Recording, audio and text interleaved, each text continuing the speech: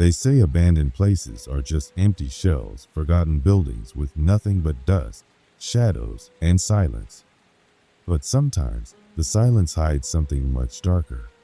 This happened to me and my two friends inside an abandoned hospital, and it still haunts me every single night. It was last summer when me, my best friend Ryan, and his cousin Ashley decided to explore the old Crestwood Hospital. Everyone in town called it the Dead Zone. It had been shut down for almost 20 years after a fire in the basement killed several patients. Locals whispered about strange lights inside at night, and some even claimed to hear screams coming from the burned-out halls. But, of course, we were young, dumb, and bored, so we thought it would be fun to break in. The building stood on the edge of town, a massive, decaying structure with boarded-up windows and graffiti covering the walls. The entrance was chained, but we found a loose side door. The moment we stepped inside, the air felt heavy, like breathing through a wet cloth. Our flashlights cut through the dark, revealing long hallways lined with peeling paint and broken hospital beds. The floor crunched with shattered glass. Every sound echoed like the building itself was alive. "Dude, this place is insane," Ryan whispered, his voice bouncing off the walls. Ashley wasn't amused. "I don't like this. It feels wrong." But Ryan laughed it off. "Relax, it's just an empty building." We started exploring, room by room. Old medical equipment was scattered everywhere. Rusted floor stands leaned against cracked walls. A few wheelchairs sat in corners, covered in cobwebs. It was like everyone had left in a hurry and never came back. That's when Ashley stopped. "Do you hear that?" she asked.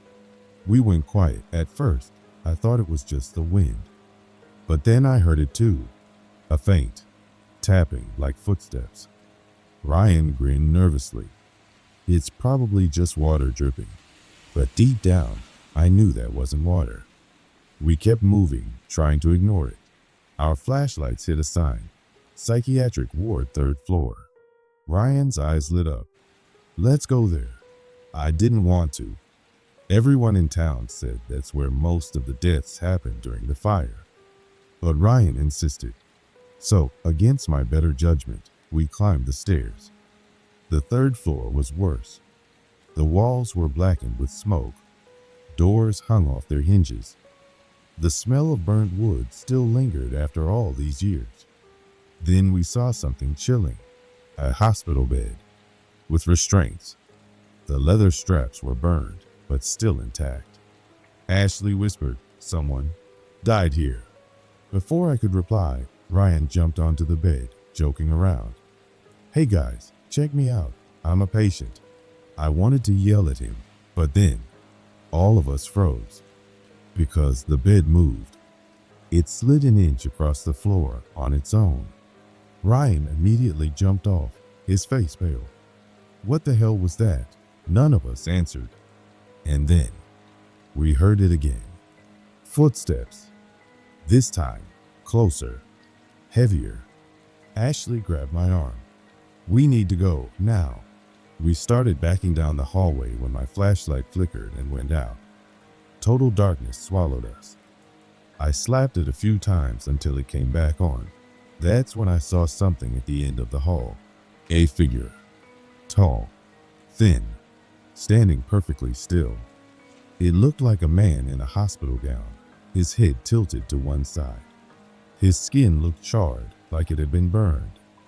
"Run," Ashley whispered. But before we could move, the figure twitched. Its head snapped upright, and it started walking, slow at first, then faster. Ryan shouted, "Go, go, go." We sprinted back down the stairs, our footsteps echoing like gunshots. Behind us, I could hear something pounding after us. Not just footsteps, screams. It wasn't human. It was like every dying patient in the hospital crying out at once. We crashed through the 1st floor, knocking over chairs and debris. The exit door was right ahead, but it wouldn't budge. It was chained from the outside. I turned back and saw the figure standing at the bottom of the staircase now. Only this time, there were more of them. At least 5 figures. All burned, all in hospital gowns, slowly walking toward us. Ashley screamed, and I thought we were done for until Ryan smashed a side window with a metal pole. Glass shattered everywhere. Without thinking, we climbed through, cutting our hands and arms in the process. We hit the ground outside and just kept running. We didn't stop until we reached Ryan's car a block away. When we finally looked back, the hospital was dark again. Silent, as if nothing had happened. We never went back. We never even talked about it again. But here's the part that still haunts me. A week later, Ryan showed me a video on his phone. Apparently, his camera had been recording while we were running. In the footage, right before he smashed the window, you can clearly hear it. A voice, whispering, just one word. Stay! I deleted the video immediately, but it didn't matter. Because every night, when I try to sleep, I still hear that voice in my head, telling me to come back.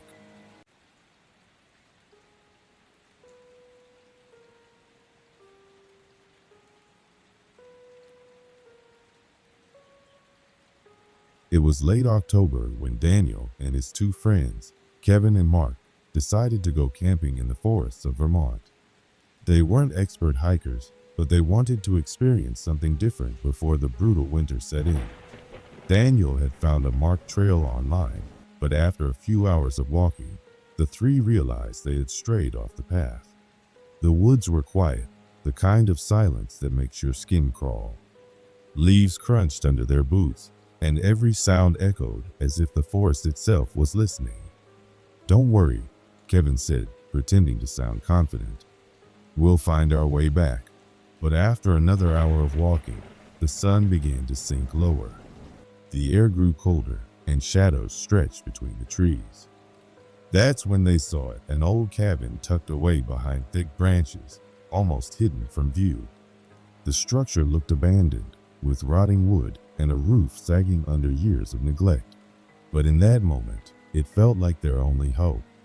Looks like a hunting cabin, Mark said. We can spend the night here, figure things out in the morning. Reluctantly, Daniel agreed. The inside was worse than expected. Dust floated through the air, and broken furniture lay scattered. But what unsettled them most was the smell, damp wood mixed with something sour, almost metallic. In one corner, there was a small wooden table with deep scratches carved into its surface. Kevin ran his fingers across them and frowned. These don't look random, he said, almost like words. Indeed, the scratches formed letters, though faint and hard to read. After a few minutes, Daniel managed to make out part of the message. Don't let it in. They all froze. What the hell does that mean? Mark asked. Kevin laughed nervously. Probably just some prank from whoever stayed here before. But the unease didn't fade. As darkness swallowed the forest, the 3 set up their sleeping bags. With no signal on their phones, no firewood nearby, and no flashlight batteries left, they relied on the dim glow of Kevin's lighter. That's when Daniel noticed something strange. The cabin's single window didn't show pitch black forest outside. It showed faint movement. Shadows. As if someone or something was walking around the cabin. Did you see that? Daniel whispered. Kevin and Mark looked. For a brief second, they too saw a figure, tall, motionless, standing just beyond the tree line. Must be another hiker, Mark said, though his voice shook. But Daniel didn't believe that. The figure didn't move like a person. It was too still, too deliberate. And when he blinked, it was gone. Around midnight, the sound started. A faint scratching against the wooden walls, slow and steady, like nails dragging across the surface. Please tell me that's an animal, Kevin muttered. None of them replied. The scratches grew louder, circling the cabin. First on the left wall, then the back, then the door. Mark grabbed a broken chair leg like a weapon. If it comes in, we fight. Daniel's heart pounded. He remembered the carved words on the table. Don't let it in. But then came the whisper. Soft, almost childlike, right outside the door. Daniel, open the door. Daniel froze. His blood ran cold. None of his friends had said his name. The voice outside was his mother's. Daniel, it's me. Please, let me in. I'm cold. Daniel stumbled back, shaking his head.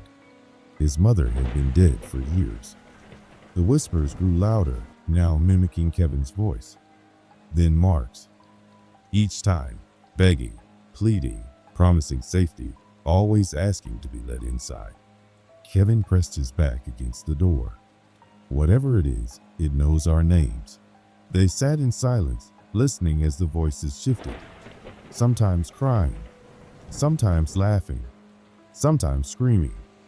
Then, without warning, the scratching stopped. The forest went silent again. Relief washed over them until the door creaked open on its own.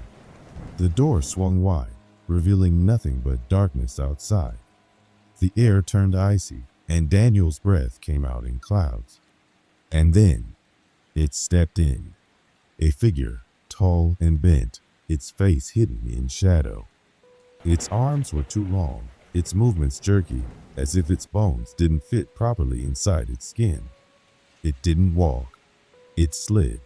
Kevin screamed and swung the chair leg, but it passed right through the thing as if it were smoke. The creature tilted its head, almost curious. Then it spoke, not in words, but in a distorted chorus of voices, all three of their voices at once. Why? Did you let me in? Daniel ran for the back window, shoving it open. Cold air rushed in, and he climbed out into the night. Kevin and Mark followed, stumbling into the forest. They didn't look back, but they heard it, the cabin's door slamming shut, then the sound of footsteps behind them. Fast. Too fast. They ran until their lungs burned, until their legs gave out, until the first faint glow of morning light broke through the trees. By then, the creature was gone. They eventually found the main trail and flagged down a passing ranger. But when they tried to lead him back to the cabin, they couldn't find it. The spot where it had stood was empty, just trees and moss. No wood, no ruins, nothing. To this day, Daniel swears he still hears scratching at his bedroom window sometimes. And whenever he does, he whispers to himself the same words carved into that old table. Don't let it in.